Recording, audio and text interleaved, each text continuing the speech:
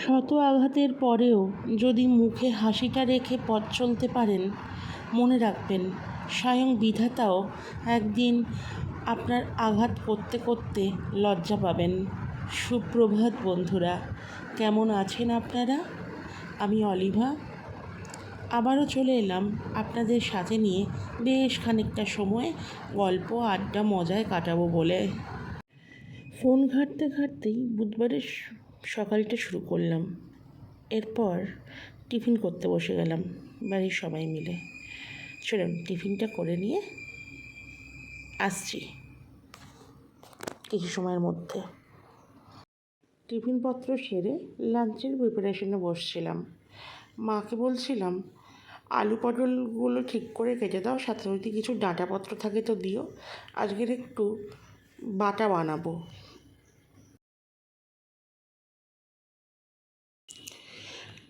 কড়াইটা বসিয়ে তেলটা গরম করতে দিয়ে দিলাম।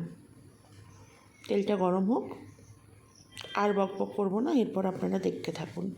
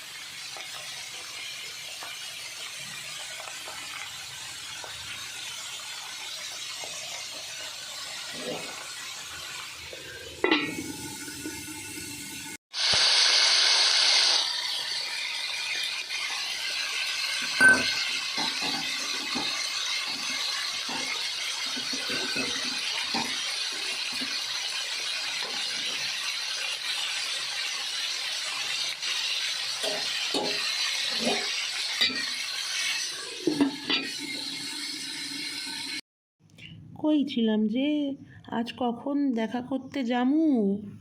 এই শোন, একদম বাঙাল ভাষা নিয়ে খিল্লি করবি না। না না, আমি একটু ইয়ার্কিই করলাম। ঘটি বা বাঙাল যাই হোক না কেন, আসলে তো আমরা বাঙালি, আর বাঙালি মানেই কিন্তু খাদ্যরসিক, ভোজন রসিক। তাই এই দেখুন, বলতে বলতে আমার বাটাটা হয়েই গেল। ওই যে এটা ভাজছিলাম সেটাকে আমি বেটে নিয়েছি আর তেল মিশিয়ে নিলাম। ও, আজ তো আবার এনার গ্রুমিং ডে ছিল। ওকে একটু ভালো করে সেন্টপত্র দিয়ে, ওর পারফিউমপত্র দিয়ে ভালো করে ওকে আজকে গ্রুম করিয়ে দিলাম। আসলে ওয়েদারটাও ঠিক নেই, যা গরম পড়েছে। প্রত্যেক দিন বেচারাকে স্নান করাচ্ছি। দেখুন, ও না এই সমস্ত কাজ করতে খুব ভয় পায়, তাই পাটা গুটিয়ে আছে কখন পালাবে।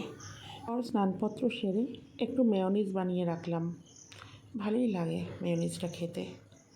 তারপরই আমার এই ছোট্ট নাবালিকাটিকে খাইয়ে নিলাম। বেশ খানিকটা সময় পর বাড়ির সবাই মিলে বসে লাঞ্চটা সেরে ফেললাম।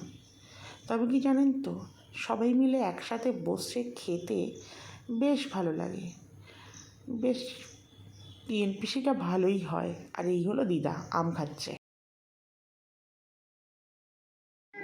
উনি দই খাবে রে।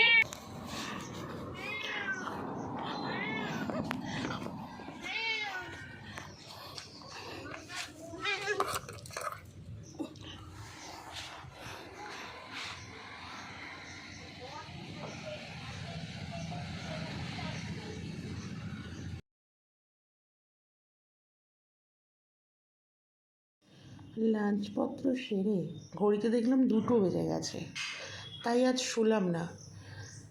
আর তাছাড়া না, আজ অনন্যা, মামু মানে আমার জেঠিমা আর পুচকিকে নিয়ে আসার কথা আছে। সেই কারণে ভাবলাম চলো ওদের জন্য একটু ফ্রেঞ্চ ফ্রাই বানাই।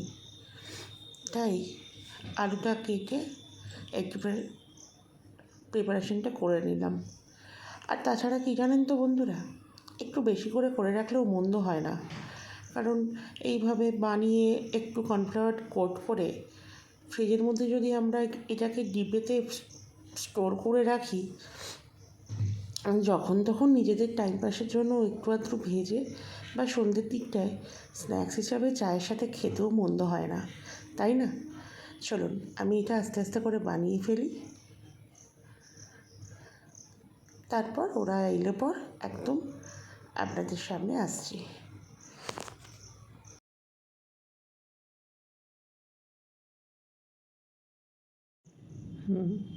এবার ওরা চলেও এসেছে, তারপর আমাদের বসে গেছে আড্ডা, দেখতে থাকুন। এখন গলায় লাগে না, ভাত লেগে যায়, বলো দুধ লেগে যায়। হ্যাঁ হ্যাঁ, খাচ্ছে খাচ্ছে নয়, এদিকে ওর ভিডিও করছি, সেটা তোমাকে ও। দেখাচ্ছে। রেখে দিলি কেন? আচ্ছা ঠিক আছে, ছবি তুলবো না, যা। রেখে দিচ্ছি।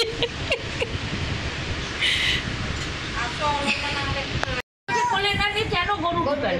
এবার তোকে কোলে নিচ্ছি না, আবার গরু বের করো, গরু বের করে দিতে এইরকম মাঝে মধ্যে ওই দিয়ে না না, আচ্ছা আচ্ছা ঠিক আছে, কোনো অসুবিধা নেই। নিজের বেটার কথাটা এতদিন বলে না না, আমি বলে ঠিক আছে। কথাটা বলে না তার বাবাই বলবে, বাবাই বলে। তার বাবা কি বলবে? আমি প্রচুর জানো তো, তাহলে আসলে বাপের ছিল তো, বাপের তো একটু কিছু থাকবে, সব কিছুই তো বাপের মতো।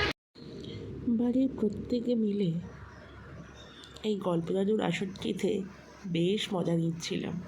সবাই মিলে বসে অনেক পুরনো কথা, আমাদের ছোটোবেলায় আমরা কি করতাম না করতাম সেই সমস্ত কথাবার্তা নিয়ে সবাই মিলে খুব আড্ডা দিচ্ছিলাম। খুব ভালোও লাগছিল নিজেদের ছোটোবেলার কথা শুনতে। ভালো লাগে না নিজেদের ছোটোবেলার কথা শুনতে? ও তো আমার বাড়ির মেম্বার, তাই ও সেই আড্ডাটা উপভোগ করছিল। চলুন বন্ধুরা, আজ এখানেই পথ চলাটা সমাপ্ত করছি। আর বন্ধুরা, ভালো করে পজিটিভলি সুস্থভাবে বাঁচুন, কারণ প্রতিটা ভবিষ্যৎই আমাদের অজানা। তাই চলুন সবাই মিলে হই হই করে বাঁচি। ভালো থাকুন, সুস্থ থাকুন, আর আমাকে